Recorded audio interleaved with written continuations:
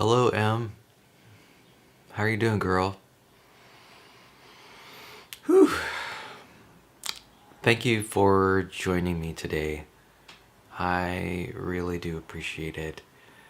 Thank you for choosing to spend a little bit of time with me so that we can discuss the cares of the day and things that are on my mind. And maybe we can address some of the things on your mind too, or at least the things that I guess are on your mind. So today is the 30th of September 2018, and I took a little hike this morning with a friend of mine who I had as a guest. She and I went to La Purisma Mission and we walked around the mission. We saw the garden there and we saw some changes that they're making. They planted an apple orchard there. Pippin apples, I think, is what they're adding. And we got to see the pigs in their pens and the mud bath that they had. And we saw chickens. And I didn't see any turkeys this time around. There's been a considerable change happening to the mission lately. And it's so curious to see that change. I'm glad that there are people who are thinking about the mission and trying to make it better, more appealing and enjoyable to people who go there. It was so beautiful this morning. We arrived at La Purisma Mission at maybe 6:30 a.m. And because it's the autumn, it's been getting darker earlier and staying darker later. It was dark outside, and it was rather cool, but it wasn't too cool. The air was still crisp, and I was just really enjoying the atmosphere. The sun wasn't out yet, and it was dark, and there were shadows all over, and the sky was dark blue, and the sun hadn't come up yet, and the moon was up, so we could that moonlight illuminated our footsteps, so we didn't need a flashlight at all. But it sure was beautiful. It reminded me what an amazing gift we have in La Purisma Mission, the state park. It really is a wonderful, valuable thing that we have nearby. And I think I want to make a point to visit it more often and visit it during different parts of the day. Early morning, lunchtime, dinner time, and even evening and late evening. There's so much to see. The plants and the buildings and the animals. We heard an owl hooting in the distance. And it's just nice. It's such a nice venue. Just a beautiful area. And we saw the streams. The water is really running fast. I was super surprised to see that there was so much water in that stream. And it was just so nice to hear it and to experience it, to feel. We didn't touch the water, but it just felt great. You know, I love to see the plants, the overgrowth around the stream that creates the arch above it. It just seems so mysterious and haunting and beautiful, particularly at that time of day. And I was really captivated by it. It was quite a wonderful experience. And like I mentioned, there's so many changes. You know, those reed homes, those reed huts, they're gone. They're not there anymore. And there's also this neat fire pit where there are rocks around it, and I hadn't seen that before. And that there's also a new fence line that was just added. I'm thinking that they might add vines, grapevines, on that fence line. So there's a lot to anticipate. They're really working those grounds and making it look beautiful, really gorgeous. We also saw, I guess there were sheep there, and there's horses there, and there's ox. I think we saw an ox there, and you know, it was just really pleasant. And what's also pleasant and interesting was that it was a reminder of the Spanish explorers.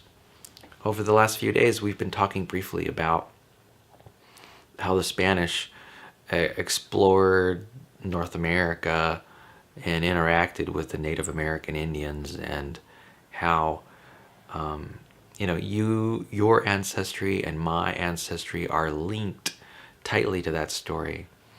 That story that started, maybe 500 years ago, with those explorers coming to our land and learning about it, and how they brought Catholicism and were interested in seeking out new sources of gold. And while they were here, they created the mission system. They created outposts where communities, huge communities, we were reading a sign about how many animals were kept at La Purisma Mission, and the total number of animals was very high, on the order of 20,000 animals, including chicken and cattle and horses. It was huge, huge. There must have been a lot of people there, and we could imagine them sort of trading between neighboring missions. There's a mission in Santa Barbara, a mission in San Luis Obispo, and there's a mission in Solvang. So those three missions are nearby, and I can imagine communication happening regularly between the missions. The mission over near Solvang, Santa Ynez mission, is only about, it's 30 miles away. Now I'm guessing 30 miles can be traversed by horse in maybe 2 days, 2 or 3 days, right? So that's pretty close communication. I can imagine being in fairly close communication between La Purisma mission and the Santa Ynez mission in Solvang. And I think the other two missions, the mission north of us, the one in San Luis Obispo, and the mission south of us, the one in Santa Barbara, those are 60 miles away.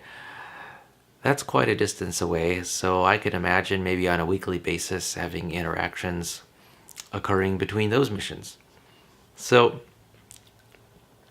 it was just a nice reminder of the thriving community that existed a few hundred years ago, or just a few hundred years ago here in this area. The people who lived here, the Native Americans and the Spanish, and I don't know, pretty amazing stuff. And it was a nice realization.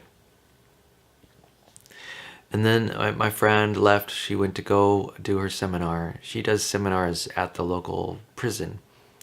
She works with inmates, and she teaches nonviolent methods, or negotiation methods, to deal with conflict within their relationships. And so for me, she's sort of inspiring to have around, because I am a lover of harmony in my relationships too, and I really appreciate having peaceful and upbuilding relationships. And so to have her around is really inspirational, and I'm excited. We exchanged books. She read a book of mine, I read a book of hers, and we had a good time talking about the books that we were reading together, and some of the main points in those books. Last night we were sort of discussing those things, and it was a real pleasure to sort of get a different perspective on what that book was about and what her takeaways were and what my takeaways were. Very interesting. It's, I love talking about books. I love sort of digging into books and finding the gems and the wisdom inside of them. It's such a pleasure to sort of be a witness to these books. They're just there. They're at our feet. They're continually offering us their knowledge, their wisdom. And if only we are willing to sit a moment and sort of be with that author who's carefully constructed the text and who has done their research and has thought through some of the philosophical conundrums and mysteries and puzzles related to their work. And we are the receivers of that gift, the receivers of that wisdom, and we get to apply that wisdom in our everyday lives, moment to moment. And it's such a privilege. It is such a privilege to have a book and to read it and to benefit from it. And it's just alive. It's alive. It's alive in our lives, alive in our minds and thoughts. It's alive in our relationships. And I'm recognizing now that I want to read more. And I'm recognizing that I don't read half as often as I probably ought to. For me, reading is important in giving me energy. It helps me be more passionate about the things that are important to me because they are reminders, thoughtful reminders about, what's important to me, what matters in my life, right? And because I only read books that I like to read and want to read, and so they are sources of inspiration. And on that note, I've been thinking that I want to share with you some books that I've enjoyed reading in the past. I've got a few here beside me, and I wanted to introduce them to you and, I don't know, just share with you some of the books I've enjoyed. And so here we go. Let's start with our first one. Here's the first one. This one's called Nonviolent Communication. And the subtitle is A Language of Life, right there. And the author is Marshall Rosenberg. And I really like this book. This book is, it's not the best book I've ever read, but it has plenty of insight to offer, excellent tools about improving communication, and I'm really enjoying it.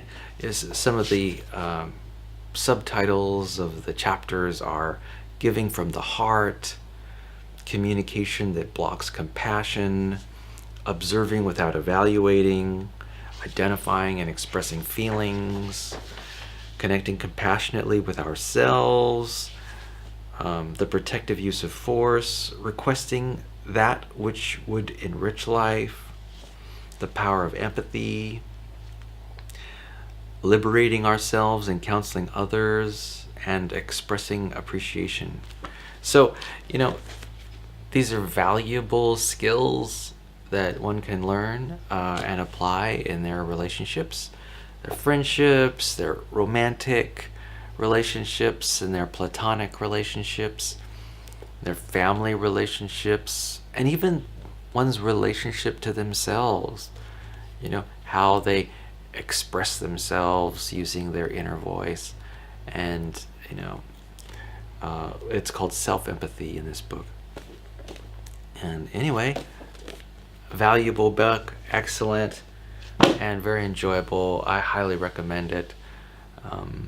And believe it or not, this book comes with other benefits. There's a lot of people who've read this book too. And so if you ever have an interest in reaching out and finding someone else who's enjoyed that book, there are people all over up in San Luis Obispo and down in Santa Barbara and all around, even in Lompoc, who've read this book and enjoyed it. And so you could strike up a conversation. And so not only am I offering you the wisdom in the book, but that book comes along with it connection with people, connection with friends who also might be interested in the same subject.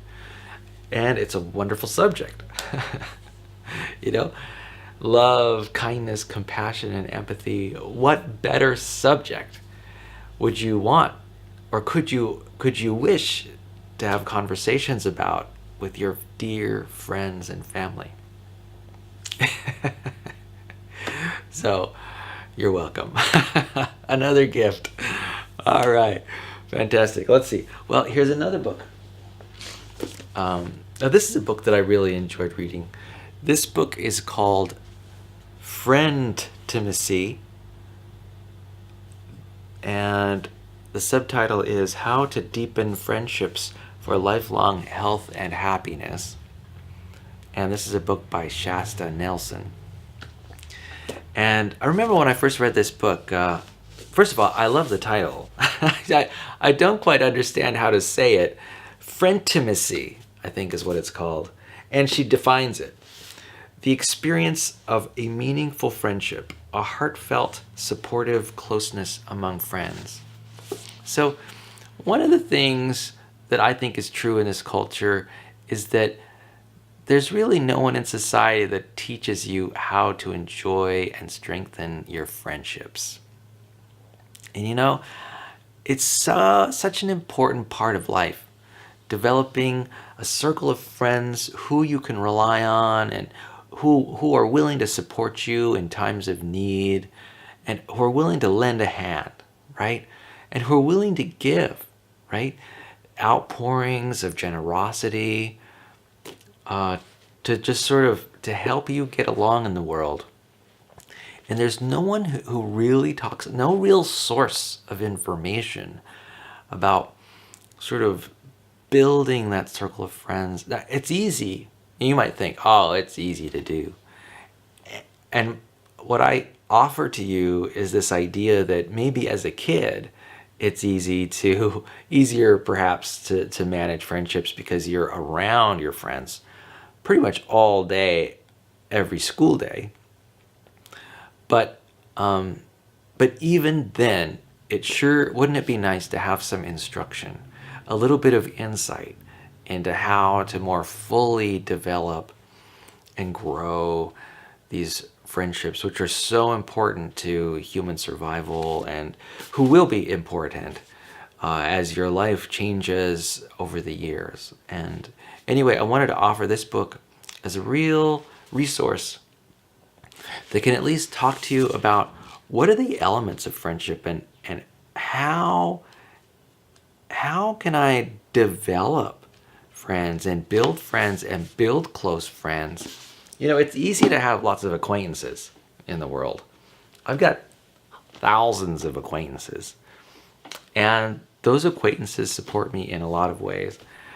But developing friendships, well, that's another story altogether, and it takes a little bit of discipline, a little bit extra care, and it also takes a little bit of vulnerability to build those friendships. And anyway, I wanted to pass the information in this book along to you so that you can do that, so you can feel supported when you want to feel supported, and get the boost that friends are able to provide. You know, I know that there are people who are out there who want to support you and help you in your life. They're out there, and I want you to tap in to that system that's out there. Anyway, let's see what else. Here's the third and final book that I'm recommending. So this is going to be an interesting choice. So this is a book. It's called The Ayn Rand Library. Actually, it's called Objectivism, The Philosophy of Ayn Rand by Leonard Peikoff. Now, I want you to know that this book isn't necessarily written in the same vein or for the same purpose as these other books. This is a philosophical work, and it's quite challenging. It's exciting and powerful. And I have a sense that, from what I know about you, something like fairness is important to you. Justice is important to you. I think you have a real facility with sort of judging the situation and wanting to understand it and seeking out truth. And that's what this book is addressing here. That part of your personality, which I think is probably one of your signature strengths, an interest in justice and equality, and sort of rational thinking process. That's why I'm offering up this book. This book is to provide some kind of ethical foundation for some of your judgments. And I think you might find this book useful and entertaining, and I think you'll find the writing powerful and passionate, and maybe even exciting. And this book comes with a whole host of people who are also quite passionate about this book. This book is called Objectivism, and there are people out there who are called objectivists. Now, I do not necessarily consider myself an objectivist. Today, I wouldn't call myself an objectivist, but I would and did when I was, in college. And I read this book first when I was in college, and I read a lot of Ayn Rand's works.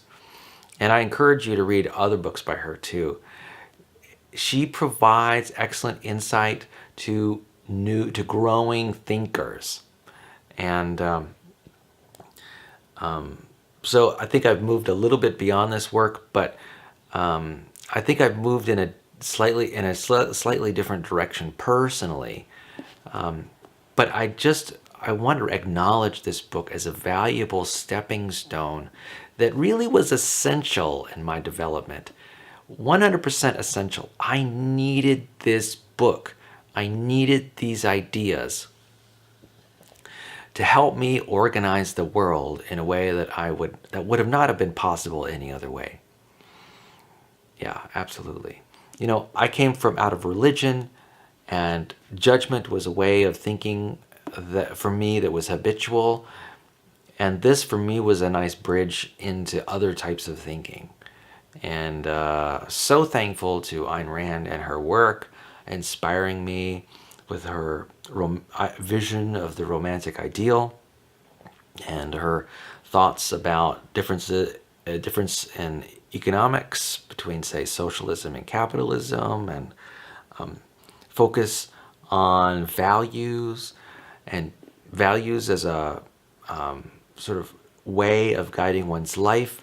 There's a lot in this book that will help you to think clearly about a lot of diverse ideas in the world, and to make judgments about those ideas. And I'm not providing this book. It's kind of funny. These books I want to mention are basically on polar opposites of a spectrum. This is one extreme and this is the other. And they are both very valuable. And, here's the thing about reality. Reality is probably the best stance to acknowledge and understand reality is having a multi-theoretical approach. Let me examine that word, multi-theoretical approach. I am not aware of any single theory that covers all the data, that provides an explanation for all, right? And so what you've got to do is you've got to be selective in choosing theories which are helpful within their context. And that's what I'm providing there is books that are on a spectrum, books also that have a powerful following of passionate people that you can connect with, and books that also sort of describe what I'd call complete worldviews. And so I'm offering that to you as a way to sort of enhance and influence your development, because these are great books and they'll get you to think and they'll get you to act and they'll be inspiring. And I don't know, at least they inspired me. I mean, I can't pretend to know that you will be inspired by any one of those books, but they inspired me. And yes, I think they are on two sides of the spectrum, polar opposites, I think, in some ways. And it's useful to you to have those two different perspectives at hand. They're basically like a tools in a toolkit or toolbox. You can pull one out if a situation calls for that, and you can pull out another if a situation calls for that. They both have things in common, of course. Promotion of happiness and effectiveness in the world, both from a business and personal perspective. And anyway, they also are written in a way that can influence people. And I think you might get a lot of joy and delight from those readings. So anyway, 3 recommendations for books. And, if you decided to read one, it would be wonderful if you would share that with me and we could talk about the book together. In fact, we can even read it together, chapter by chapter. And that could be a lot of fun. I think we could get a lot of enjoyment. Talk about food for thought, lots of material to have conversations about in those books. Each one of those chapters filled with good information to contemplate, to help create a more wiser and better person for both of us, right? All right, very good. So I think what I want to do now is read My Big Fat Zombie Goldfish by Mo O'Hara. And let's see, we are on chapter 10, I think. That's right, chapter 10. And so, if you recall, Mark was about to, almost flushed a fish down the toilet, but didn't do that, and it was saved. And let's just continue reading and see what happens next. Chapter 10, Mission Unflushable. Then I heard a splash outside. I looked up and saw the open bathroom window. I climbed up on the toilet and looked out. There was Frankie rolling his plastic bag out of the puddle onto the garage roof. Then he rolled himself along the gutter, dropped down into the rain barrel, and with a final dismount, flumped onto the grass. I punched the air. He was safe. But I was dead meat when Mark found out the fish was gone. Maybe I could convince Mark that I'd flush Frankie. No, he'd never buy it. And he'd kill me anyway, just because he could. I'd be better off escaping with Frankie. I was just about to climb out the window and follow him when I heard the next noise. It sounded like someone falling down the back steps, bouncing off the little trampoline and crashing into a sandbox. That couldn't be Frankie making that noise. But if it wasn't Frankie, then who was it? I ran downstairs and out the door. Mark was lying face down in the sandbox, groaning. The little trampoline had been put up at the bottom of the steps, which were smeared with white chocolate. My first thought was, I'm really good at guessing stuff just from sounds. My second thought was, white chocolate? It's gotta be Sammy. Again, I heard the giggling voice from behind me. Sammy was crying. Was carrying a bowl of chocolate and licking her fingers. She started bouncing on the trampoline. You're funny, she said to Mark. Again, please, again. Mark just groaned. Pradeep came running across the garden toward us. He stopped when he saw Sammy. Sammy, you're supposed to be inside with Mom. Then He looked at the steps and back at her hands. Sammy, did you? Frankie must have hypnotized her to do it, I said. Sammy smiled. Her hands were still covered in chocolate, but her expression was normal. She didn't look hypnotized anymore. I waved my hand in front of her face to check. Hi, Tom, she said, and waved back at me. She definitely didn't have the goldfish stare anymore. But she also didn't have the goldfish. Where's Fishy? I asked her, in an I'm trying not to panic, but really starting to panic kind of way. Swishy little Fishy, she said, still bouncing. Fishy rolled away. We looked around for Frankie, under the trampoline, around the bike shed, under the shrubs. No good. Mark's groans started to become words.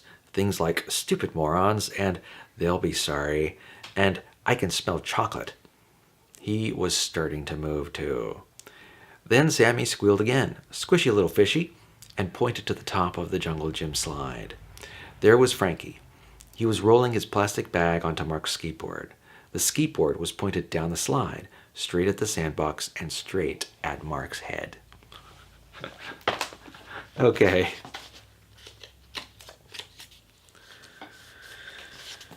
We'll see what that's about. All right. So, right now, I was thinking that, in the past, I discussed what I thought my signature strengths were, the signature strengths of my personality. And I wanted to give you a little insight into what I thought were your signature strengths. And so I wondered if you'd be interested in that.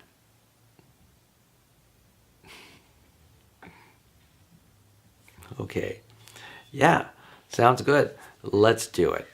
So I'm going to describe a little bit about who I think you are based on my experience of you throughout your entire life. And maybe you can give me an indicator of whether you think I'm on target or not. So I'm going to be using a few words to help me describe who I think you are. So here we go. I've got it written down over here on some cards, and I'm just going to go through them one at a time. My little card deck. All right? All right. So one of the first qualities that I think is significant in your personality is caring. Caring.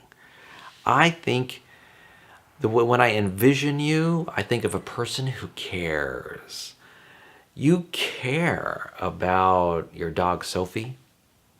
You care about your friends. You care about them. And you care about me. I think you really deeply care about me. And you don't want to hurt my feelings. And, you want to be nice and respectful to me. And you've done that. And I so appreciate that. You have been caring to me. The messages that you've provided, the information that you've provided to me all over the years, I notice you as a very caring person, a person who's really focused on others and,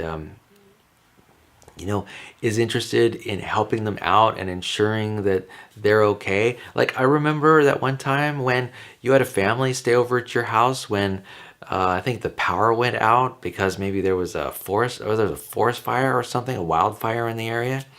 In your messaging with me, I recognized that you cared about these people and that you were happy to help them. And, I was really moved by your caring for that family. I was moved by your caring for your dog. You've sent me photographs of you interacting with your dog, and I think to myself when I see these photographs, she really cares for her dog. That dog is important to her. And I can imagine Emily caring for her dog and really trying to sort of understand her dog and to really just to take care of that dog and just to be a gentle guide for that dog. So that's one of the signature strengths that I think that you possess, is this ability to care. You care about your dad, me, you care about your dog, and you care about your friends. In fact, you've mentioned that much. Last time when we took a tour of Slick 4, I asked you, what are the things that you're most passionate about? What do you care about? And one of the first things out of your mouth was your friends, your friendships. And, to me, that speaks to how much you care. You're a caring and thoughtful person, and I'm really proud to know you as such a caring and thoughtful person. That's one of the first traits that I think of when I think of you. I think it's powerful, and I love how you express it. Okay, so caring. The next one is gentle. I think gentleness is one of the most powerful traits that you have. And,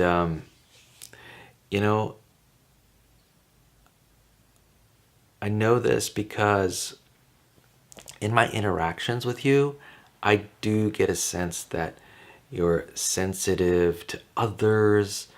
And I mentioned caring a moment ago. I get a sense that you're that when it comes to expressions, powerful expressions, you shy away and withdraw, and so you prefer a real gentle approach to communication. It's about relaxation, about calmness. You're really focused on sort of just a real peaceful interaction with people. And you really don't like any kind of stress or pressure that's brought to bear in a relationship. For you, it's all about freedom and voluntariness and gentleness in your relations with others. I think it's also, when it comes to communication, you have an interest in gentle communication. I think you talk to people in a gentle way. The way you phrase your words, what words you choose to use in your conversation. I notice that they're very gentle words that I think you just exude a kind of gentleness. And that gentleness really draws me in. I must admit, gentleness is a part of your personality that I really appreciate. It's a softness. It's a softness in how you speak, and it's a lightness. Anyway, hold on for a sec. So yeah, that gentleness really comes through. It comes through in your text messages and over the phone. I've spoken to you over the phone a couple times, and in person, I've noticed just a real gentleness, and in your manner of speech, and in the way you carry yourself, and I really admire that. So, gentleness and what was it? Caring, gentleness and caring. Okay. And then another thing that I've noticed in your personality is assertion. I have felt it. I have felt your assertiveness, and it's powerful. It's true you're gentle, but you can be assertive. You have this interest in equality, and when you don't want something, you say it. The power of no. And I remember when you were young, I noticed that you were sort of captivated with the word no. And as your father, I've been noticing it sort of unfold this power of the word no. And you wield that power very well.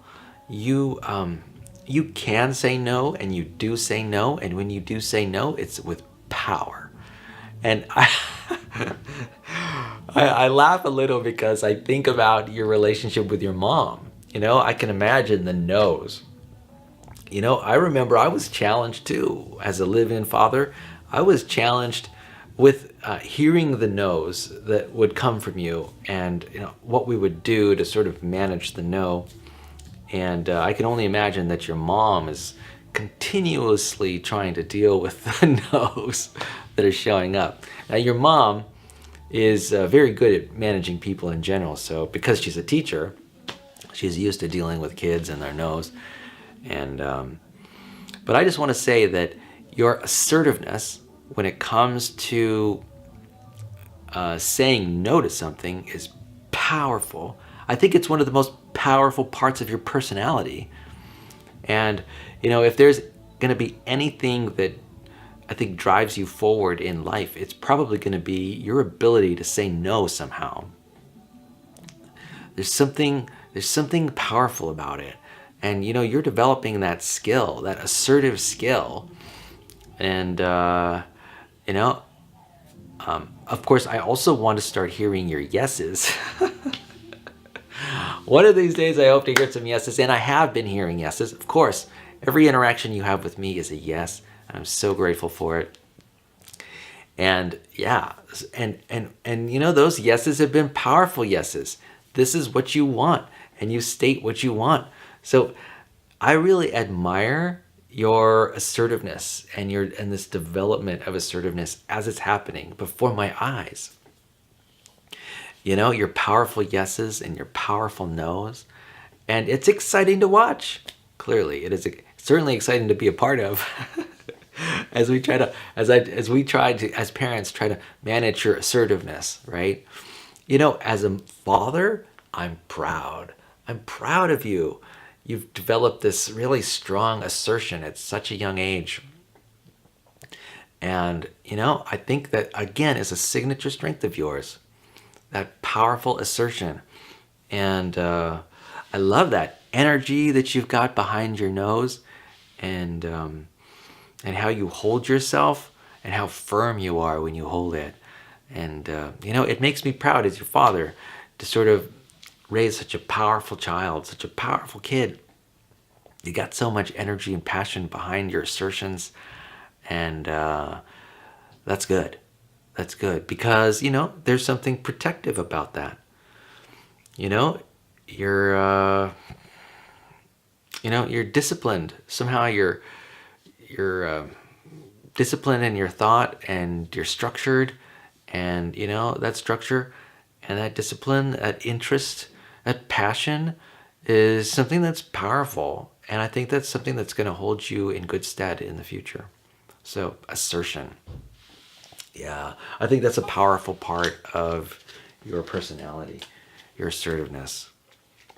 And another thing that relates to the others is friendliness.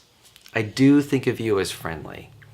I've seen some photographs of you interacting with others, say at the mall. I don't know exactly where the photograph was taken, but you were laughing among friends.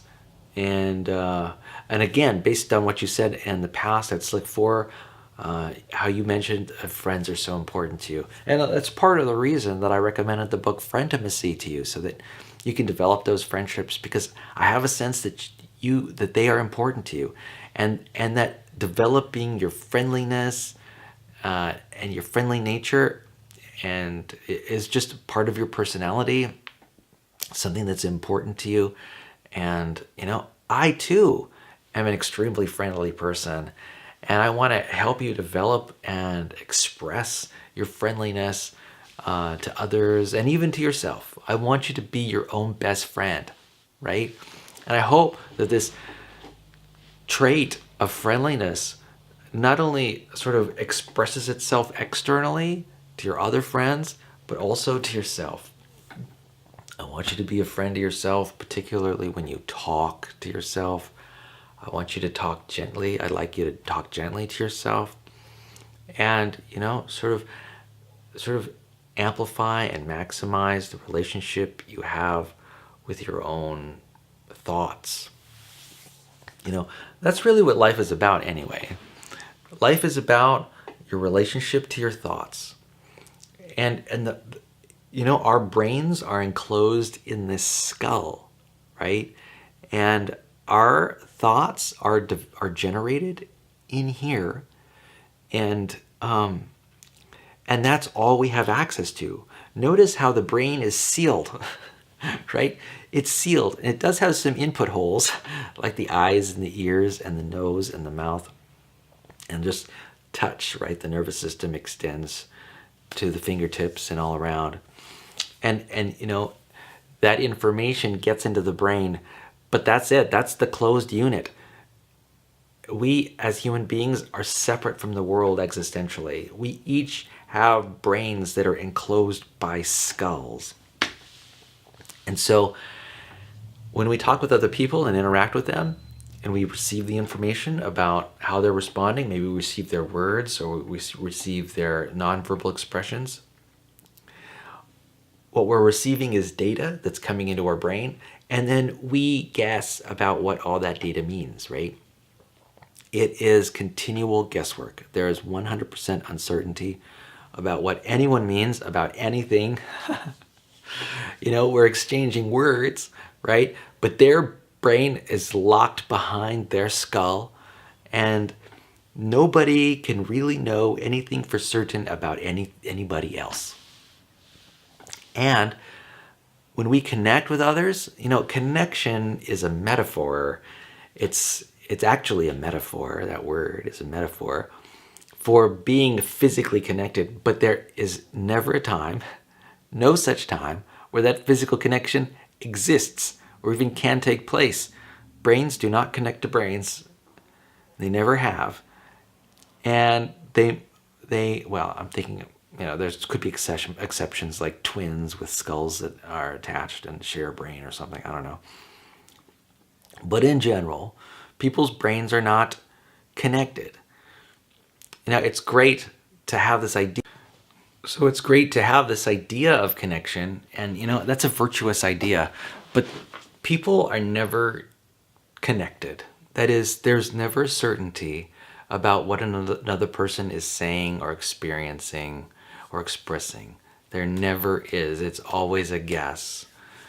And, we're always interpreting their experience in our own minds. There's never certainty. That's the fact about relationships.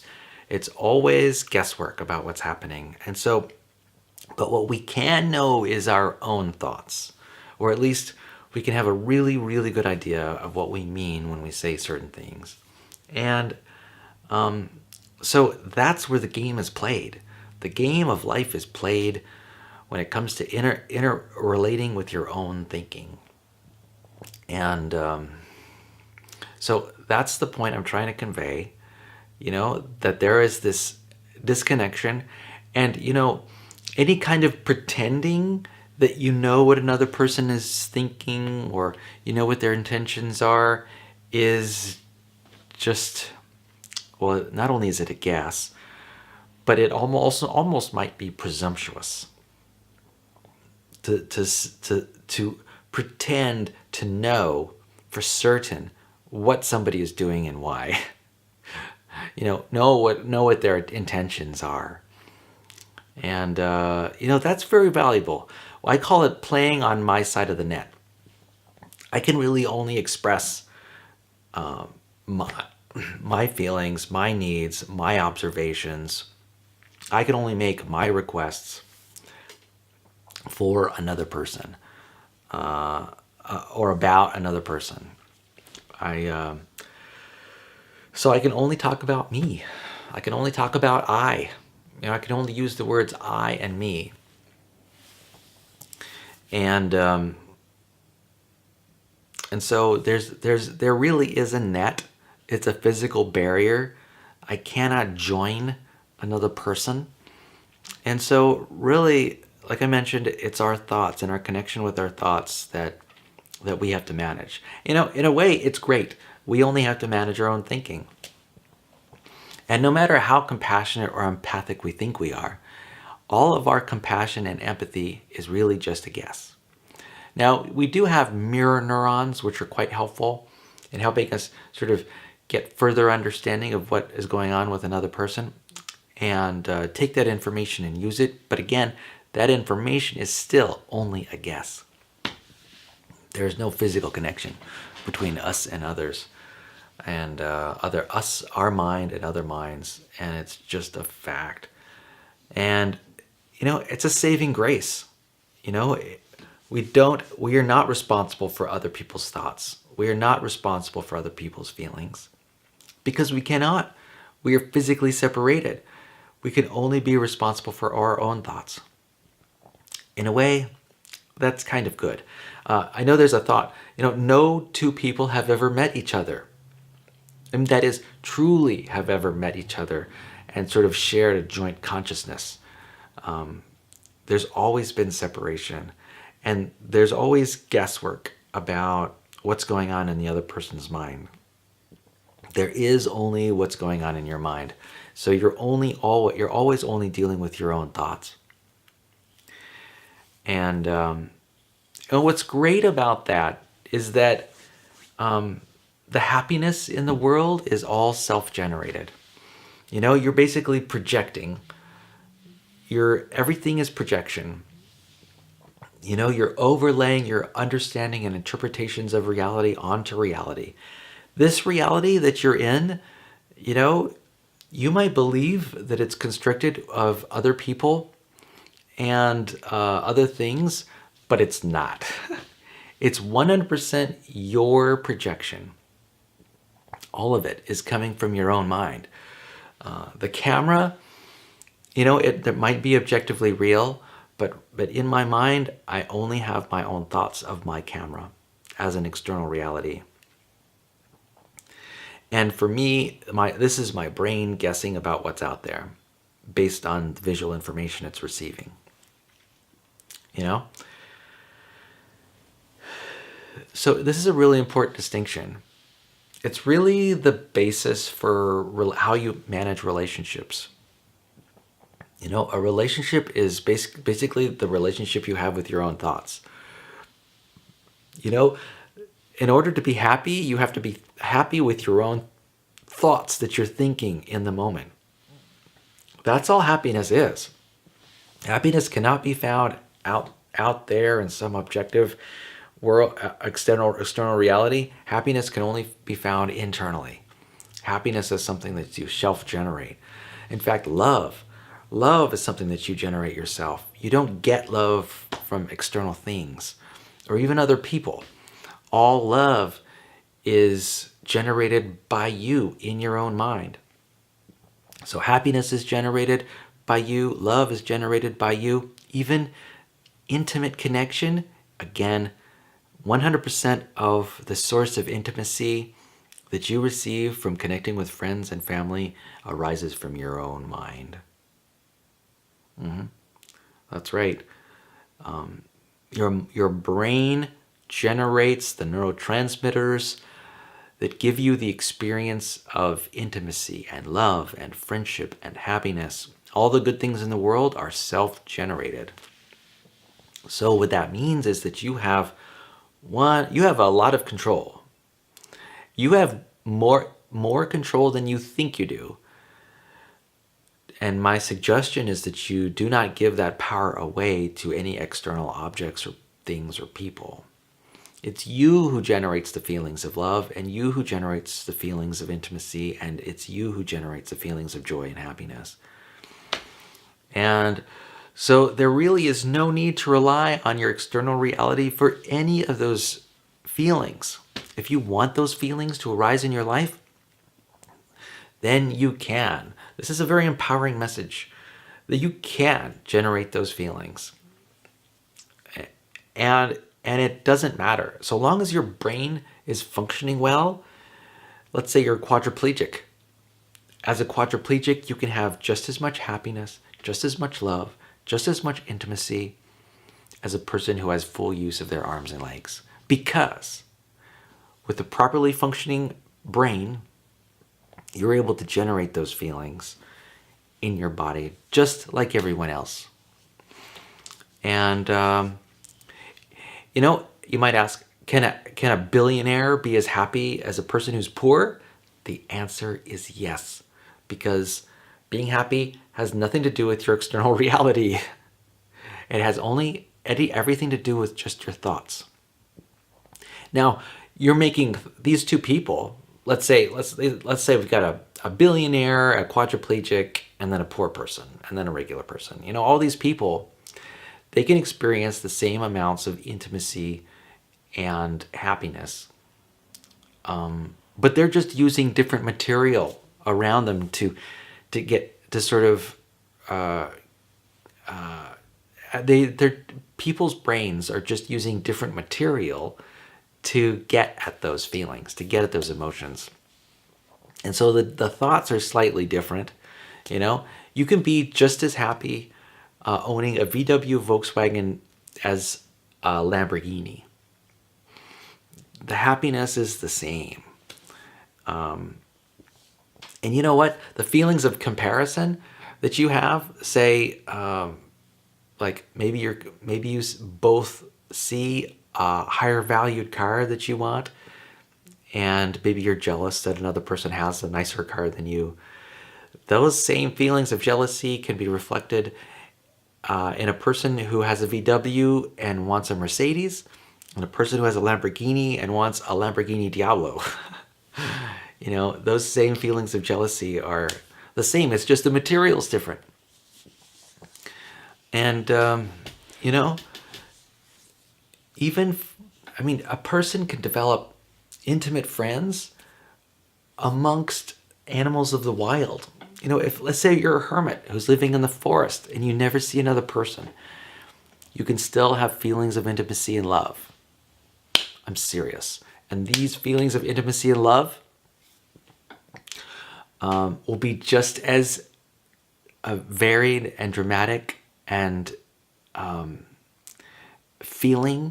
having feeling nature as a person who has 1,000 girlfriends or 10 wives or whoever. I don't know, someone on the extreme polarity.